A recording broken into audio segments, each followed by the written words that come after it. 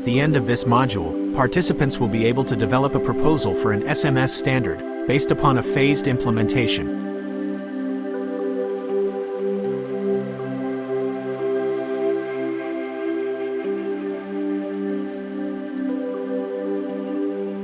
In the world of safety, rushing can be as risky as neglect. That's why a phased approach to SMS is like a well-crafted playbook, guiding organizations through a sequence of deliberate and manageable steps. It's designed to handle the SMS implementation workload, not just efficiently but thoughtfully. It prevents the process from becoming a mere check-the-box routine, ensuring each safety element is not just introduced but ingrained. 4 distinct phases mark this journey, each introducing and embedding specific elements of the SMS, setting the stage for the next. This methodical march is key to building a robust, responsive, and resilient safety management system. Let's unpack the methodical progression of a phased SMS approach, specifically Phase 1. This foundational phase lays out the strategic map, ensuring that the SMS requirements are not just met but woven into the very fabric of the organization's daily activities. It also establishes a clear accountability framework, pinpointing who is responsible for what in the safety realm. Here's how Phase 1 unfolds. Firstly, we pinpoint the accountable executive and outline the safety responsibilities of all managers.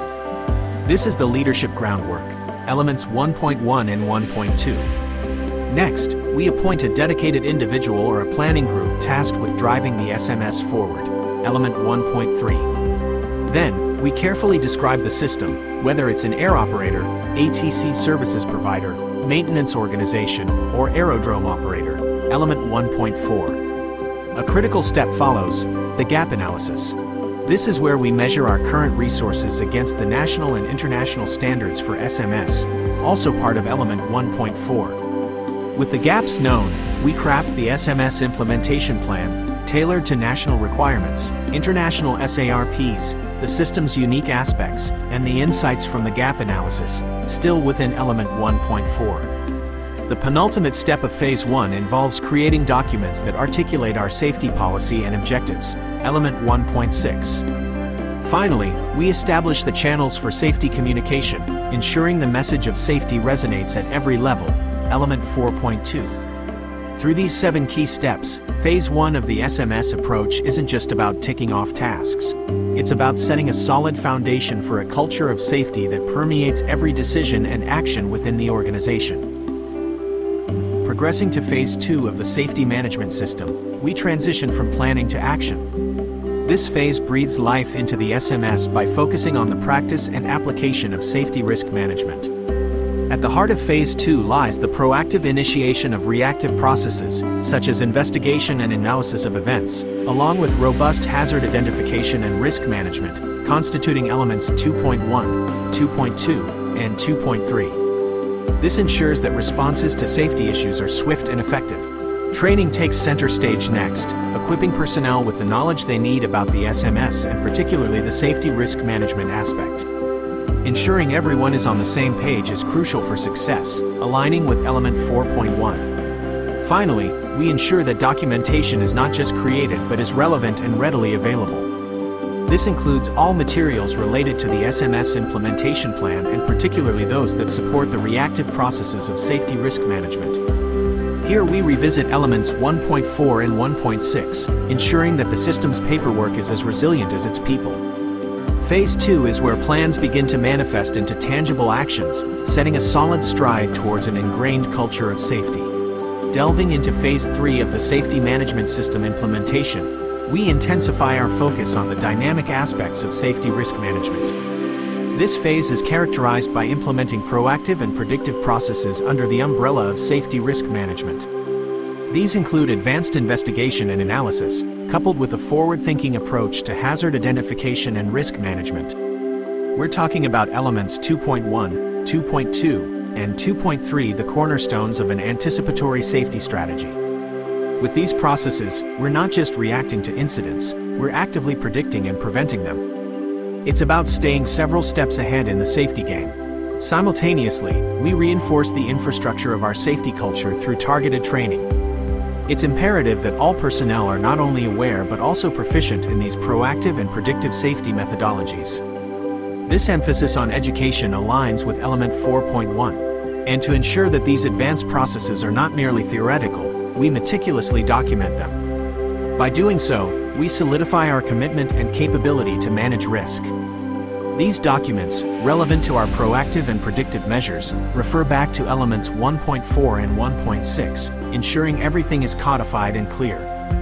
Phase 3 truly embodies the evolution from reactivity to proactivity in safety management, forging a pathway towards excellence in aviation safety.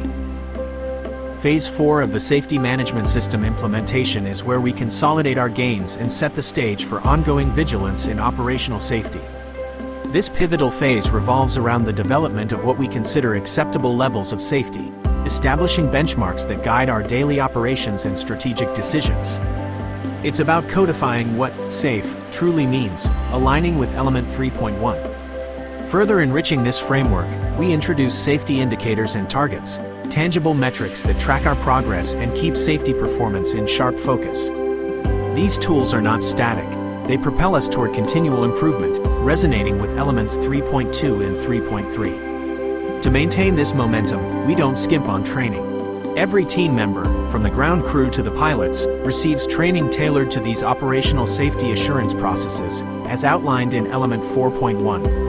And in keeping with our systematic approach, we document every facet of this operational safety assurance, ensuring that our strategies, successes, and lessons learned are recorded for posterity and for the practical purpose of ongoing enhancement, in accordance with Elements 1.6.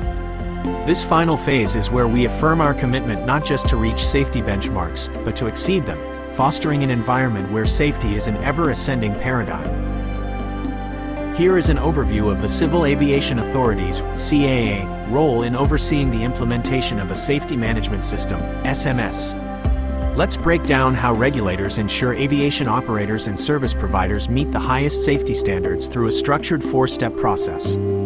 Step 1. We start with the state's safety program, which is a comprehensive analysis comparing current safety practices against a desired benchmark. It involves examining the effectiveness of safety regulations, oversight capabilities, accident investigation processes, and reporting systems. The goal here is to pinpoint areas for improvement and design a state safety program that aligns with the 4 components of the ICAO-SMS framework. Step 2.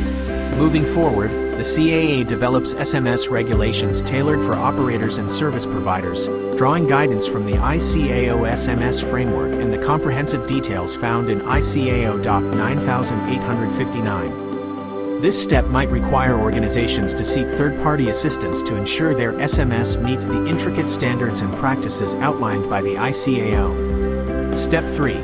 A key aspect is the CAA training program, aiming to arm CAA officers with a deep understanding of safety management concepts and the specific ICAO standards and recommended practices, known as SARPs. This training ensures that the officers are equipped to certify and oversee SMS implementation across the board, ensuring national and international compliance. Step 4. Finally, we talk about the CAA enforcement policy. This critical step involves revising current policies to allow organizations to handle minor violations within their SMS framework to the CAA's satisfaction. However, it's vital to note that serious infractions like gross negligence or willful deviations are handled through established enforcement channels. By adhering to these 4 steps, the CAA ensures a robust, transparent, and effective oversight process that enhances the safety culture and performance across the entire aviation industry.